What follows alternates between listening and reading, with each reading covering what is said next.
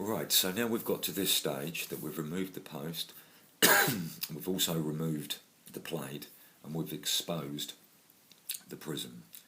So what we're going to do is we're going to remove this screw, take out the securing bar, and remove the prism itself for cleaning.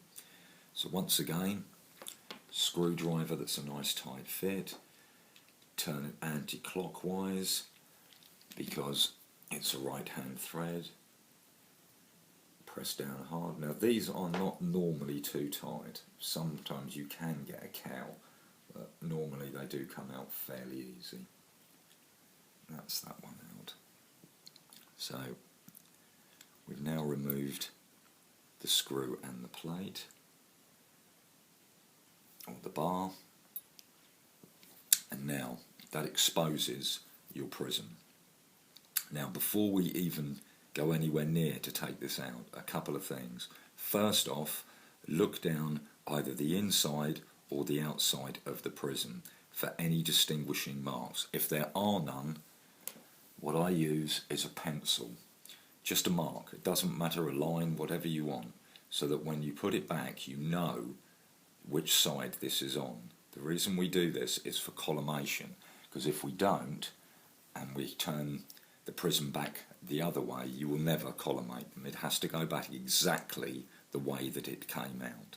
So I've put a little mark on the outside there, and now we're ready to remove the prism. Now there is no rush in this, no rush at all. They are stronger than you actually think, although we're not to be brutal obviously.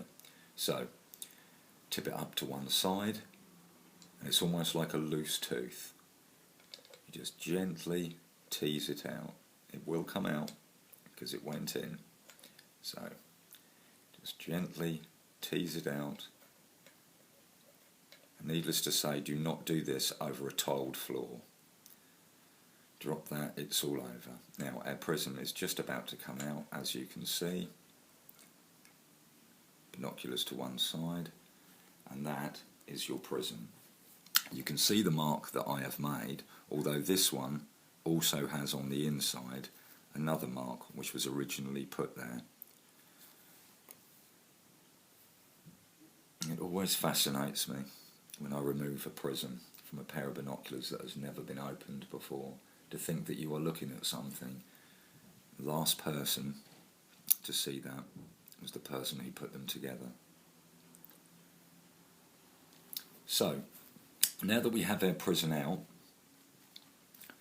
we start to clean it. Now I use, at first, believe it or not, washing up liquid. A blob on there, a blob on there, and just a neat blob on the other side as well.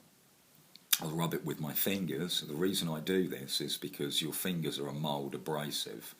It should take off any of the crud, rubbish, and any other stuff that's actually adhered itself to the prism. What it won't do though is fungus. Fungus cannot be cleared off at all. If it's etched into the actual prism itself, you will see something that really resembles a root system of a tree. The only way that that can really be removed is by rouging the actual prism, and that is a specialist job. But I've only ever seen it 3 or 4 times maximum in close to 15, 20 years. It is of quite a rare occurrence. Anyway, that's how I clean my actual prisms. What I do is hot soapy water, and then I use one of my lens cloths to dry it off and polish it. Once that is done, I then use my lens cleaner. You can buy lens cleaners from most optical shops. I tend to make up my own using isopropanol and distilled water. So we've got to this stage now. Grip it by the sides obviously because it's frosted glass, so you're not going to leave any fingerprints at all. Check as well again that your mark hasn't come off, because it's only pencil. It does tend to rub off sometimes. It is really better to do this with natural light. That way you can see if there are any fibres or anything left on the prism surface. And once you're happy with that,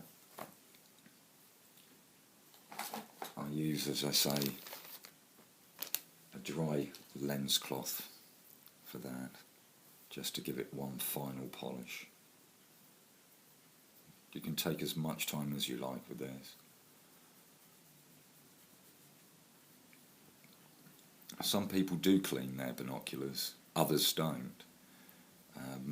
My personal look upon it is really that we are only custodians of these things, and the longer you leave them, the worse they will become, really.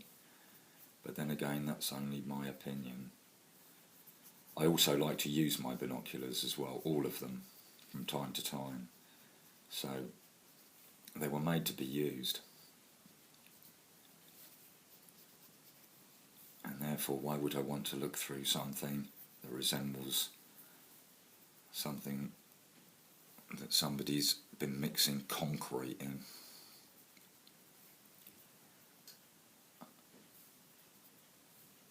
So once that's done, and we're happy with that, then we put the prism back in place.